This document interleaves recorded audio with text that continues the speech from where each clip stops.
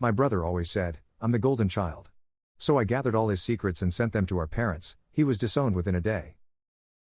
I was halfway through a stack of invoices, drowning in the endless routine of my work, when my phone buzzed on the desk.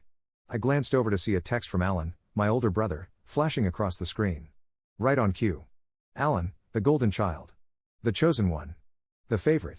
He's the guy who could probably walk into a room and convince everyone the sky was green, and they'd nod along, mesmerized. He lived up to it, too: prestigious college degree, a swanky finance job in Manhattan, the perfect life, or so he'd make everyone think. But here he was, texting me out of the blue. That wasn't normal. Alan didn't reach out unless he had a reason.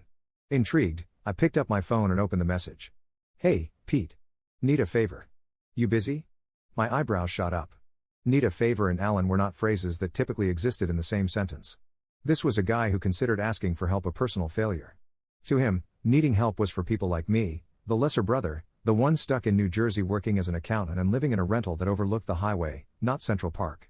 The one who would forever be in his shadow. But here he was, and he sounded almost desperate. What's up? I typed back, trying to keep my tone neutral. Almost immediately, the reply came. I need you to cover for me with Mom and Dad. Just tell them I'm in Boston on business. Boston? My curiosity started to itch. Alan never traveled to Boston. Besides, why would he need me to lie about it? He'd usually just tell our parents whatever he wanted, and they'd lap it up like he was speaking gospel. Sure. I guess. But what's going on? The 3 dots appeared, blinked, and then disappeared. Then his message finally came through. It's nothing. Just do this for me, okay? I stared at the screen. My pulse was picking up a bit. Alan rarely acted nervous. It was the kind of mystery I'd normally let go, but something about the whole thing, the odd secrecy, the rushed tone, made me start digging the moment I got home. I opened Facebook and typed his name into the search bar, going through his latest photos and tagged posts. And then I saw her. A woman named Sophie had posted a picture of herself and Alan at a rustic little cabin, with a caption that read, finally, some peace and quiet. Peace and quiet? Alan? The guy whose idea of peace was a white noise machine in his luxury apartment while he made midnight stock trades? There was no mention of Boston, no sign of work in sight. Just him, this cabin, and Sophie, who wasn't the kind of woman he usually dated. She looked real, normal, down to earth. I could almost see the smirk she wore as she took the selfie, her hair a bit windblown, Alan laughing beside her in a way that seemed authentic. I chuckled to myself. The golden child had a secret. And it looked like he wasn't quite as perfect as he'd always made out. A couple of weeks later, I was at my apartment when my mom called. Her voice was practically vibrating through the phone. Oh, Peter. You'll never guess the news, your brother's getting engaged. I froze. Engaged? Alan hadn't said a word about that. I racked my brain, thinking of Sophie, wondering if maybe he'd proposed to her during that cozy cabin getaway. When did he propose? I asked, keeping my tone casual. Oh, he hasn't proposed yet, but he's bringing her to meet us this weekend. He says it's serious. We'll be meeting her at dinner at Lazzaro's in Manhattan. I agreed to come, but my mind was spinning. Who was this fiancé? Was it Sophie? Or was Alan playing one of his games, like he always did, pretending to be someone he wasn't? The weekend arrived faster than I expected, and I found myself sitting at a table at Lazzaro's, our parents' favorite upscale Italian restaurant. They'd reserved a private room, with white roses in vases on the table and low lighting casting a warm glow over everything. Alan was already there, dressed to the nines in a tailored suit, with that same polished smile that looked like it belonged in a magazine ad. But sitting next to him wasn't Sophie. Her name was Meredith. She looked like she'd just walked off a runway, elegant, with perfectly styled hair and a diamond necklace that could probably cover my rent for a year. She was everything my parents would love, poised, well-mannered, rich. Peter. Glad you made it, Alan said, giving me his best charming grin. I forced a smile and nodded, my eyes darting over to Meredith, who was chatting animatedly with my mom. She had an air about her, a certain polished confidence, and she seemed right at home in the lavish surroundings. It was as if she'd been rehearsed, groomed for this role of Alan's perfect fiancée. My curiosity got the better of me. So, how did you two meet? I asked, keeping my tone casual. Alan shot me a warning look, but Meredith didn't notice. She was too busy laughing at something Dad had said, her eyes bright with enthusiasm. Oh, it was at a charity gala last year, she replied, turning to look at me with a soft smile. It was love at first sight, wasn't it, darling? Yeah, love at first sight, Alan replied, his voice faltering just a fraction of a beat too long. He coughed, covering his discomfort with a forced smile. The whole dinner was laced with tension. Alan was fidgety, subtly keeping an eye on me as if waiting for me to drop the bombshell I had loaded in the back of my mind. But I played along, watching him try to weave together the perfect story. As dinner wound down, Alan pulled me aside as everyone else was finishing dessert. "Listen," he said in a low voice, his eyes darting around to make sure no one was within earshot, "I need you to keep quiet about Sophie. It's complicated." "Complicated?" I scoffed, crossing my arms. "Alan, you're stringing two women along, lying to mom and dad, and pretending to be in love with someone too. What, get her trust fund?" He stiffened, his eyes narrowing. "You don't know what you're talking about." "Don't I?" I shot back. "I know you've been sneaking off with Sophie, and I know you're using Meredith to keep up your golden child act." "Watch yourself, Peter," he hissed, his face a mask of anger. "You have no idea what I've sacrificed to be where I am. You wouldn't understand." "Yeah, well, maybe I don't," I said, my voice rising a little. "But maybe you're not the golden child everyone thinks you are. Maybe you're just a liar who will do anything to stay on top." I walked away, leaving him standing there with his jaw clenched and his eyes blazing with fury. That night, I barely slept. The thought of him manipulating everyone, twisting people's lives just to keep up appearances, gnawed at me. And the more I thought about it, the angrier I became. The next day, I decided I couldn't let it go. Alan needed to be held accountable for the web of lies he'd spun, and if no one else was going to do it, I would. I spent hours gathering everything I could find, screenshots of Sophie's posts, old messages, any little piece of evidence that would expose Alan's charade. It took time, but by the end, I had enough to make my case. I sent it all to our parents. Every last bit. The fallout was almost immediate. My mom called me that afternoon, her voice shaking. "Peter. Is this true? All of this?" "Yeah, Mom," I said softly. "I didn't want to do this, but you needed to know. He's not who you think he is." She was silent for a long time, and then I heard her take a shaky breath. "We're going to talk to him. We'll get to the bottom of this." A few hours later, Alan's texts started pouring in, one after another. "What did you do? You had no right. You've ruined everything." But I didn't respond.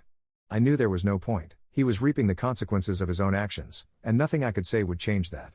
The next day, Alan was disowned. Our parents had been devastated, but they couldn't look past the betrayal, the manipulation. They cut him off financially, told him they wanted nothing to do with him unless he came clean, got honest with himself. And as for Meredith, she ended the engagement, sending him a single, brief message that I heard through the family grapevine. "You're not the man I thought you were." I thought I'd feel guilty, but I didn't. If anything, I felt a sense of relief. For the first time, Alan's shadow was gone. There was no golden child, no perfect son for me to measure up to. Just me, flawed and real, with my little life in Jersey. Family gatherings are quieter now. There are no grand announcements, no lavish plans. But there's honesty. For the first time, I can breathe, knowing that everything I've ever felt about Alan's perfect image wasn't just in my head. It was an illusion that finally shattered, and I'm grateful I was the one who broke it. A month passed after the fallout. My parents tried to piece together their lives after Alan's grand betrayal, and, to their credit, they were handling it better than I'd expected. They reached out to me more often, inviting me over for dinners that didn't feel like interrogation sessions disguised as family meals. For the first time in my life, they were actually seeing me. Mom would ask about my work, Dad would offer to help me with a small home repair, and every time, there was this look in their eyes, a mixture of regret and pride that had never been there before. But Alan? He didn't take things as gracefully. Rumors about his fall from grace in the family trickled down through the grapevine, and somehow, they all got back to me. The once flawless facade he'd worked so hard to keep was starting to crack under pressure. One night, I was just sitting down to a TV dinner when my phone buzzed. It was Alan. He hadn't reached out since the family cut ties, and honestly, I'd been hoping it would stay that way. But something compelled me to answer, maybe curiosity, maybe a bit of that lingering sibling loyalty. I swiped to answer. "What do you want?" There was a pause, then a low, humorless laugh. "Peter. I didn't think you'd pick up." "Well, you called." "Thought it might be for a reason," I said flatly, leaning back in my chair. "Oh, there's a reason," he snapped. "I want to know why you did it." "What was the point, Peter? Did it make you feel better?" I took a slow breath, thinking of all the times he'd lorded his golden child status over me, all the times he'd made me feel small, unworthy. "Actually? It did," I said, feeling the satisfaction simmer beneath my calm tone. "Because it's about time everyone knew who you really were." Alan scoffed. "You think you're some kind of hero? You destroyed my life, Peter. You ruined my career, my relationship, my reputation. And for what? To feel like the better son for once?" The accusation stung, but only for a moment. I reminded myself that this was classic Alan, deflecting, manipulating. He didn't feel remorse for what he'd done, only anger at being caught. And finally, I was no longer afraid to stand up to him. "No, Alan. I didn't do it to be the better son," I replied. I did it because you've lied to everyone for years. You used Meredith. You manipulated mom and dad. You acted like you were above everyone else, like the world owed you something. You wanted to stay the golden child at any cost, and you got exactly what you deserved. There was silence on the other end, but I could almost feel his rage radiating through the phone. You know, he said quietly, his voice dangerously cold, you'll never be like me. No one will ever look at you and see someone who matters. You're still just second place. I let out a short, bitter laugh. I don't need to be like you, Alan. In fact, I'm grateful I'm not. Because I still have my integrity. I still have people who care about me because I haven't betrayed them. He was quiet for a moment, and then he muttered, you're going to regret this. But I didn't feel a shred of fear. I felt liberated. Goodbye, Alan, I said firmly.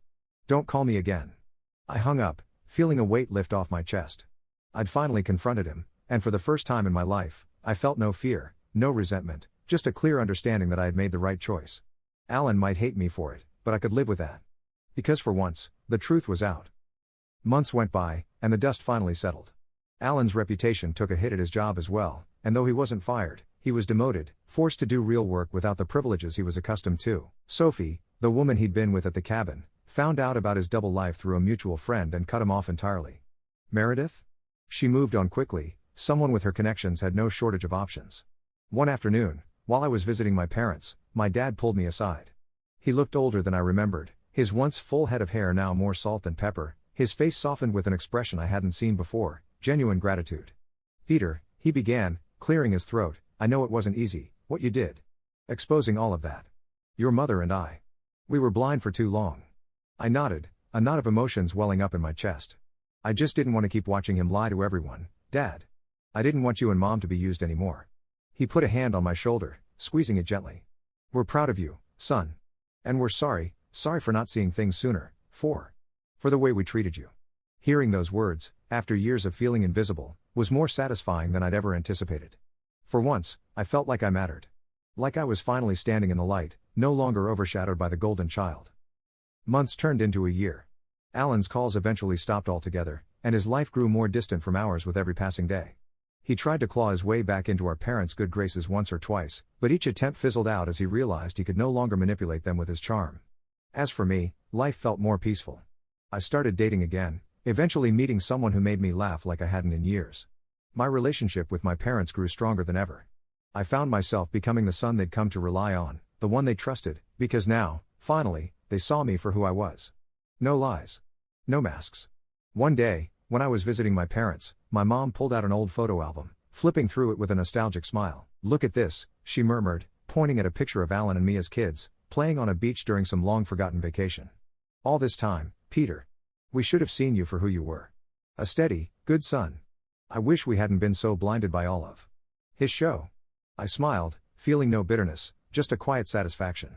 It's okay, Mom. I don't need to be anyone else but me. She reached out, giving my hand a gentle squeeze. And we're so glad for that, Peter. You have no idea. The realization settled over me like a warm blanket.